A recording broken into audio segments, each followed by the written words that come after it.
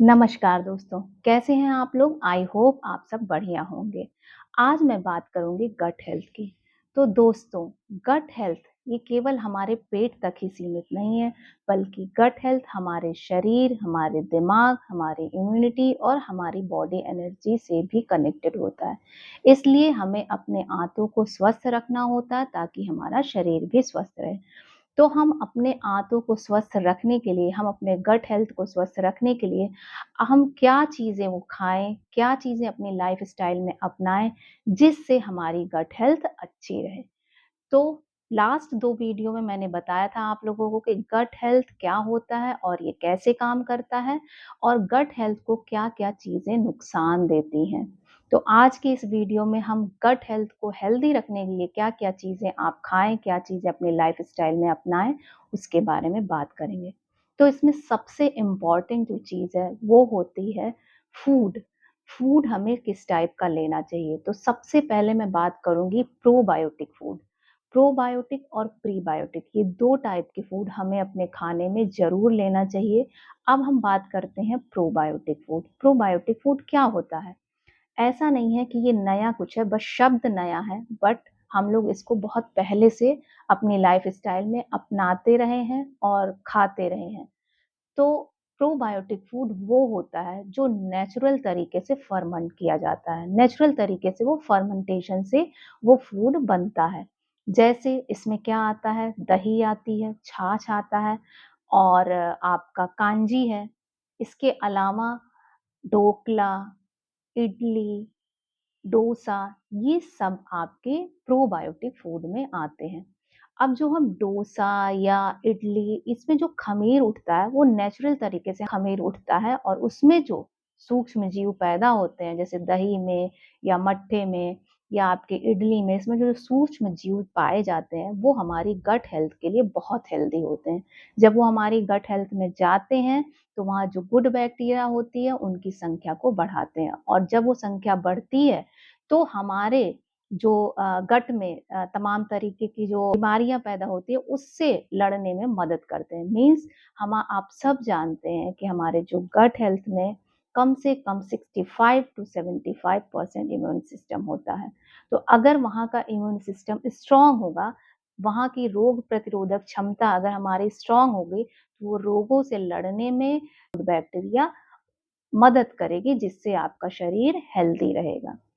तो हमें probiotic food ज़रूर अपने खाने में शामिल करना चाहिए। अब आते हैं प्रीबायोटिक फूड पे। प्रीबायोटिक फूड एक प्लांट बेस्ड फाइबर होता है जो कि हमारा शरीर खुद उसको डाइजेस्ट नहीं कर पाता है, उसको खुद नहीं पचा पाता है।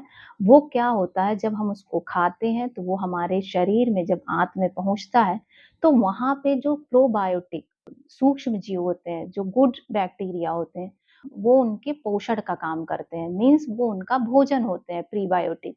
इसको हम एक एग्ज़ाम्पल से ऐसे समझते हैं कि जैसे पेट जो होता है वो मान लीजिए हमारा एक बगीचा है और बगीचे में बहुत सारे पौधे हैं, मीन्स बहुत सारे जो बैक्टीरिया हैं, जो कि गुड बैक्टीरिया हैं, तो उनको ज़िंदा रखने के लिए, उनके पोषण के लिए ये प्रीबायोटिक जो होते हैं वो उनका फूड का काम करते हैं, मतलब वो उनको पोषण प्रदान करते हैं।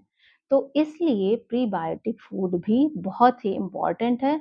तो प्रीबायोटिक फूड में क्या आते हैं? प्रीबायोटिक फूड में जैसे आपका केला है, गार्लिक है, अनियन है, सीड्स हैं जो आपके और एप्पल है और ओट्स है, साबुत अनाज है, इसके अलावा वेजिटेबल्स हैं, ये सारे हमारे प्रीबायोटिक फूड में आते हैं। तो ये दोनों फूड हमें अपने खाने में ज़रूर रखना चाहिए। सबको पता है कि हमारे गट में गुड बैक्टीरिया और बैड बैक्टीरिया दोनों पाए जाते हैं और गुड बैक्टीरिया और बैड बैक्टीरिया का बैलेंस हमें बनाकर रखना होता है। अगर ये बैलेंस हमने बना लिया, तो हमारी गट हेल्थ बहुत अच्छी रहेगी और आपकी स्किन बहुत अच्छी रहेगी, आपकी जो इम्यूनिटी होती है वो बहुत ज़्यादा स्ट्रॉन्ग रहेगी जिससे आप जल्दी बीमार नहीं पड़ेंगे। तो गट हेल्थ को हेल्दी रखना बहुत ज़्यादा इम्पोर्टेंट है। इसके अलावा और क्या चीज़ें हैं जिससे हम अपने गट हेल्थ को हेल्दी रख सकते हैं? सबसे मेन बात ये है कि आप अपनी किचन से या आप अपनी प्लेट से, खाने की प्लेट से जंक फूड बिल्कुल भी अवॉइड करिए। ये आपके गट बैक्टीरिया को नुकसान पहुँचाते हैं। तो इसलिए हमें junk food, processed food in सबको बिल्कुल भी नहीं लेना चाहिए। इसके अलावा एक्सरसाइज़ बहुत इम्पोर्टेंट होता है। एक्सरसाइज़ हमें क्यों करनी चाहिए? इसका 2-3 रीज़न है। एक्सरसाइज़ एक तो हमारे मेटाबॉलिज़्म को बूस्ट करता है। दूसरी चीज़ है, हमारी बॉडी में ब्लड सर्कुलेशन को अच्छा रखता है, और जब ब्लड सर्कुलेशन जब हमारी बॉडी में अच्छा होता है, डाइजेशन सिस्टम को भी ये अच्छा रखते हैं। तो इसलिए एक्सरसाइज़ बहुत ज़्यादा इम्पोर्टेंट है। पानी का इंटेक हमें बहुत अच्छा रखना चाहिए, क्योंकि ये हमारे जो शरीर के टॉक्सिन्स हैं उनको बाहर निकालता है। इसके अलावा हमें स्ट्रेस और टेंशन बिल्कुल नहीं लेना चाहिए। जो आपकी गट हेल्थ होती है वो दिमाग से कनेक्टेड होता है। इवन गट हेल्थ को आपके सेकंड ब्रेन भी कहा जाता है। तो अगर आप स्ट्रेस में होते हैं तो आपकी पाचन क्रिया कहीं न कहीं खराब हो जाती है, डाइजेशन आपका गड़बड़ हो जाता है। तो इसलिए कोशिश करें कि आप स्ट्रेस ना लें। स्ट्रेस को कम करने के लिए आप योगा कर सकते हैं, आप मेडिटेशन कर सकते हैं, ये आपके स्ट्रेस लेवल को कम करता है। इसके अलावा नींद प्रॉपरली लेना चाहिए, वो आपके हार्मोन को डिसबैलेंस करते हैं। अगर आप सही से नींद नहीं लेते हैं, तो आपके डाइजेशन सिस्टम को, आपके हार्मोनल सिस्टम को, इन सबको गड़बड़ करते हैं। आपने अक्सर देखा होगा कि जब भी हमें कहीं जाना होता है, तो हमें उस दिन नींद नहीं प्रॉपर आती है, और नींद ना आने के कारण हम सही से फ्रेश नहीं हो पाते। हमारा गट हेल्थ का सिस्टम गड़बड़ हो जाता है।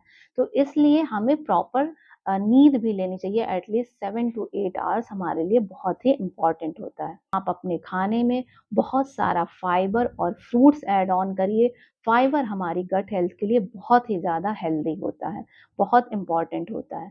तो दोस्तों, ये कुछ चीज़ें थी जो हमारी गट हेल्थ को इम्प्रूव करने के लिए बहुत ज़्यादा इम्पोर्टेंट है, और आप इन चीज़ों को समझने की कोशिश करें कि अगर हमारा गट हेल्थ अच्छा रहेगा, अगर आप अपने गट हेल्थ को मजबूत बना लिया, स्ट्रॉन्ग कर लिया, तो आप अपनी आधी बीमारियों को रोकने में मदद करेंगे। इसलिए आप कोशिश करें कि अपने गट हेल्थ को स्वस्थ रखें, हेल्दी लाइफ़स्टाइल अपनाएँ, घर का बना खाना खाएँ, जंक फूड और ये कोल्ड ड्रिंक्स, प्रोसेस्ड फूड, इन सब को आप अवॉइड करें। शुगर बहुत ही ज़्यादा हार्मफुल होता है, जो हमारे गट में बैक्टीरिया होते हैं, बैड बैक्टीरिया, उनको इंक्रीज़ करता है। शुगर आपको अपनी लाइफ़ से बिल्कुल भी रिमूव करने की कोशिश करनी चाहिए। ऐसा इसलिए क्योंकि गट हेल्थ के लिए शुगर बहुत ही नुकसानदेह होता है। जब भी आप शुगर खाते हैं, बैड बैक्टीरिया होते हैं, उनको इंक्रीज़ करता है। तो कोशिश करिए आप शुगर को अवॉइड करने की, धीरे-धीरे कोशिश करिए, लेकिन हाँ, कोशिश करिए उसको मिनिमाइज़ करने के लिए। तो आप अपने जो लाइफ़स्टाइल में है, घर का बना खाना खाएँ, हेल्दी खाना खाएँ। तो ये कुछ चीज़ें थी, अगर इसको आप अपने लाइफ़स्टाइल में अपनाएँगे तो आपकी गट हेल्थ इम्प्रूव होगी, स्ट्रॉन्ग होगी और हेल्दी बनेगी। अगर आपको मेरा वीडियो अच्छा लगा हो तो प्लीज़ इसको लाइक करें, सब्सक्राइब करें, और साथ ही साथ कमेंट बॉक्स में ये ज़रूर बताएँ कि इसमें से आप कौन-सी चीज़ अपनी लाइफ़ में अपना रहे हैं। तो मिलते हैं नेक्स्ट वीडियो में, तब तक के लिए bye bye, stay healthy, stay happy. Thank you so much.